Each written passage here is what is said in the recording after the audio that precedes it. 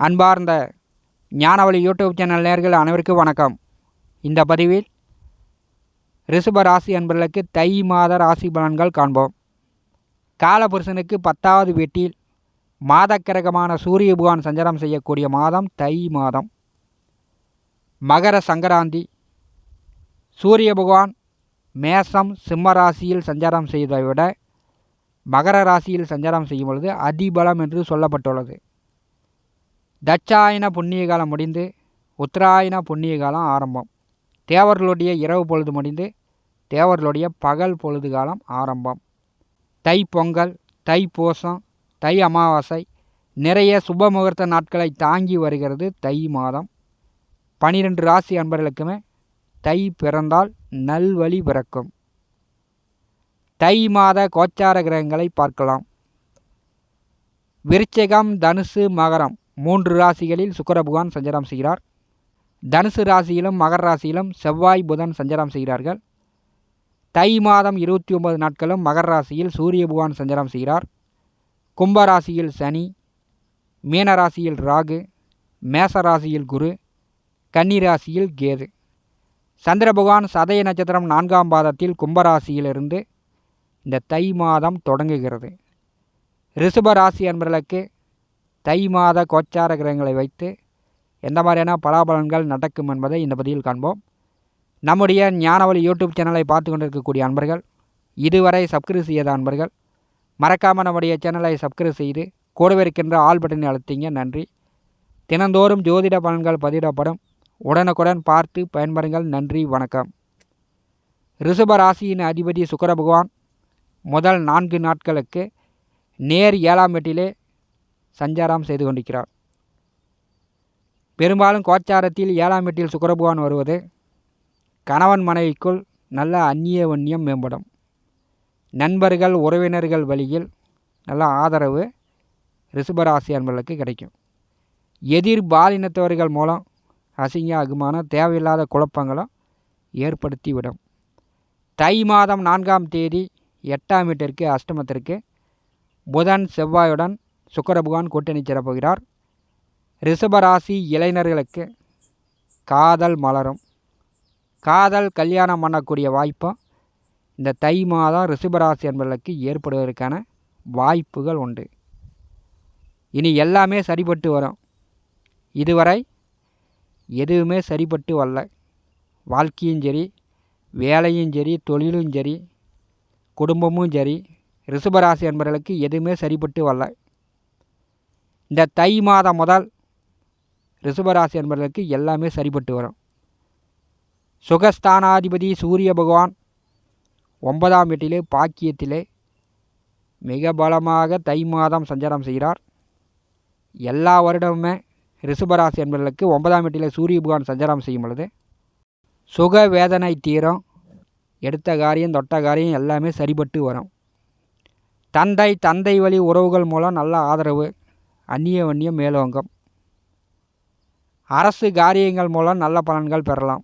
அரசியலில் இருக்கக்கூடியவர்களுக்கு உயர் பதவி, கூடுதல் சம்பளம் பெறலாம். கடந்த மாதம் ஏற்பட்ட டென்ஷன், விரக்தி, கோபதாபங்கள் ரிஷபராசி என்பவர்களுக்கு குறையும். கணவன் மனைவிக்குள் கருத்து வேறுபாடுகள் இருந்துச்சுன்னா அதெல்லாம் குறையும்.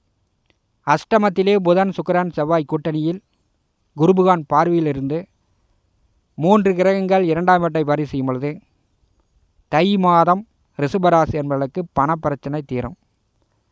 குடும்ப பிரச்சனை தீரும். பேச்சால் வியாபாரம், தொழில், வர்த்தகம், சிறிய கடை முதல் நீங்கள் பேச்சால் செயல்படக்கூடிய தொழில் வேலை அனைத்துமே இந்த தை மாதம் லாபங்கள் பன்மடங்கு வரும். விவசாயத்தில் பூஞ்செடி வைத்து பூ எடுத்து கொண்டு இருப்பவர்கள், பூ வியாபாரம் செய்து கொண்டிருப்பவர்களுக்கு பூ மகசூல் இந்த மாதம் பெருகும். விலை உயரும். பன்மடங்கு லாபங்களை ரிஷபராசி அன்பர்கள் பெறலாம். தொழிற்ஸ்தானமான 10ஆம் வீட்டிலே சனி பகவான் ஆட்சி பலம் பெற்று மிக சிறப்பாக சஞ்சாரம் செய்கிறார். ரிஷபராசிக்கு ராஜ யோகாதிபதியே சனி பகவான் தான். அந்த ராஜ யோகாதிபதியே பாக்கியத்தில் ஆட்சி பலம் பெற்றிருக்கும் பொழுது பாதகங்களை மட்டுமே கொடுத்தார். கடந்த 4-5 வருடமாக ரிஷபராசி என்பதற்கு பெரும்பாலும் யோகங்கள் இல்லை. 10ஆம் வீட்டிலே சனி பகவான் ஆட்சி பலம் பெற்றிருக்கும் பொழுது ரிஷபராசி அன்பர்கள் நீங்களே முதலாளி, நீங்களே தொழிலாளி, நீங்களே செய்யக்கூடிய தொழில், செய்யக்கூடிய வேலையை விரிவுபடுத்தி கொள்ளலாம். உங்கள் வேலை, உங்கள் தொழிலுக்கு நீங்களே முதலாளி. 10ஆம் வீட்டிலே சனி பகவான் அமர்ந்திருக்கும் பொழுது உங்களுக்கு பதவி, வருமானம், அந்தஸ்து, மதிப்பு, மரியாதையை கண்டிப்பாக ரிஷபராசி என்பவர்களுக்கு கொடுத்தே தீர்வார். லாபத்திலே ராகு பகவான் இன்னொரு 18 மாத காலம் சஞ்சாரம் செய்கிறார். உபஜெயஸ்தானத்திலே ராகு பகவான் சஞ்சாரம் செய்யும் பொழுது தன லாபம், செய்கின்ற வேலையும் செய்கின்ற தொழிலும் பன்மடங்கு லாபங்களை ரிஷபராசி அன்பர்களுக்கு ராகு பகவான் மூலம் கிடைக்கப் போகிறது. இன்னொரு 4 மாத காலம் லாபஸ்தானாதிபதி விரயத்திலே மறைந்திருக்கிறார். சுப விரயச் செலவுகள் ரிஷபராசி அன்பர்களுக்கு ஏற்படும். நல்ல வீடு கட்டலாம், புதிய வண்டி வாகனங்கள் வாங்கலாம், உங்களுடைய எதிர்கால தேவைகளை பூர்த்தி செய்து கொள்ளலாம். சூரிய பகவான் 9ஆம் வீட்டில் அமர்ந்து 3ஆம் வீட்டை பரி செய்யும் பொழுது உடன் பிறந்தவர்களுக்கு அரசு வேலை கிடைப்பதற்கான வாய்ப்பு உண்டு. தைரியம், வீரமாக செயல்படுவார்கள். அரசு காரியங்கள் மூலம் உடன் பிறந்தவர்களுக்கு நற்பலன்கள் உண்டு. தந்தை வழி சொத்துக்களில் பிரச்சனை, வெள்ளங்கம் இருந்துச்சுன்னா அதெல்லாம் தீரும். ரிஷபராசி அன்பர்களுக்கு தந்தை வழி சொத்துக்கள் கிடைக்கும். செவ்வாய் பார்வையில் ராகு பகவான் அமர்ந்திருக்கும் பொழுது போட்டி பந்தயங்களில் வெற்றி பெறக்கூடிய வாய்ப்பு, பதக்கம் பெறக்கூடிய வாய்ப்பு ரிஷபராசி அன்பர்களுக்கு தை மாதம் காட்டுகிறது. செவ்வாய், சுக்கிரன், புதன் 3 கிரகங்கள் அஷ்டமத்திலே கூட்டணி சேர்ந்திருக்கும் பொழுது அந்த 3 கிரகங்களும் 2ஆம் வீட்டை பரி செய்கிறார்கள். அவசரப்படாதீங்க. வெட்டு வெடுக்குன்னு மற்றவர்களிடம் பேசாதீங்க. அண்டை அயலான் சுற்று வட்டார பகுதியில் இருக்கக்கூடியவரிடம் கொஞ்சம் கனிவாக பேசுங்க, பணிவாக பேசுங்க. எடுத்தெறிந்து பேசாதீங்க. ஏன்னா செவ்வாய் பகவான் கோபதாபங்களை ஏற்படுத்தி கொண்டிருப்பார். தை மாதம் 18ஆம் தேதி சூரியனுடன் புதன் கூட்டணி சேர்கிறார். ரிஷபராசி அன்பர்களுக்கு தந்தை உடல் ஆரோக்கியம் மேம்படும்.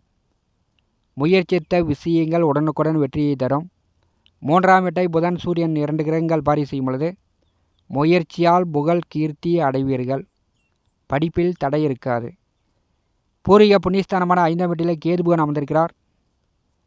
கோச்சாரத்தில் 5ஆம் வீட்டில் கேது பகவான் வரும்பொழுது பூர்வீக சொத்துக்களை பற்றியும் தன்னுடைய பிள்ளைகளை பற்றியும் நன்றாக புரிந்து கொள்வீர்கள். குலதெய்வ அருள் பரிபூர்ணமாக கிடைக்கும். ரிஷபராசி அன்பர்கள் குலதெய்வத்தை வழிபடுங்கள். 5ஆம் வீட்டிலே கேது பகவான் அமர்ந்திருக்கும் பொழுது பரிபூரணமாக குலதெய்வ அருள் உங்களுக்கு கிடைக்கும். இந்த தை மாதம் ராசி அதிபதி அஷ்டமத்திலே செவ்வாய் புதனுடன் கூட்டணி சேர்ந்து விரயத்தில் அமர்ந்திருக்கக்கூடிய குருபகவான் பார்வை பெறும்போது சுக வேதனை தீரும். அவஸ்தைகள், அலைச்சல், பயம், பதற்றம், அசிங்க அகுமானத்திலிருந்து ரிஷபராசி அன்பர்கள் விடுபடுவீர்கள். பெரும்பாலும் தை பிறந்தால் ரிஷபராசி அன்பர்களுக்கு நல்வழி பிறக்கிறது. இனி எல்லாமே உங்களுக்கு சரிபட்டு வரும். முயற்சி செய்யுங்க. வேலை தேடி கொண்டிருப்பவர்களுக்கு வேலை கிடைக்கும். தொழில் செய்து கொண்டிருப்பவர்கள் தொழிலை விரிவுபடுத்தலாம். விரயங்கள் குறைகிறது. சுப செலவுகள் ரிஷபராசி என்பதற்கு தை மாதம் காட்டுகிறது. இந்த காணொலியை பற்றி உங்களுடைய மேலான கருத்துக்களை நம்முடைய கமெண்ட் பாக்ஸில் பதிவு செய்யுங்கள். என்னுடைய ஜோதிட கணிப்பிற்கு மிகவும் பயனுள்ளதாக இருக்கும். நண்பர்களே, நம்முடைய சேனலை பார்த்து கொண்டிருக்கக்கூடிய அன்பர்கள், இதுவரை சப்ஸ்கிரைப் செய்த அன்பர்கள் மறக்காமல் நம்முடைய சேனலை சப்ஸ்கிரைப் செய்து கூடவே இருக்கின்ற ஆல் பட்டனை அழுத்திங்க. தினந்தோறும் ஜோதிட பலன்கள் பதிவிடப்படும். உடனுக்குடன் பார்த்து பயன்பெறுங்கள். நன்றி, வணக்கம்.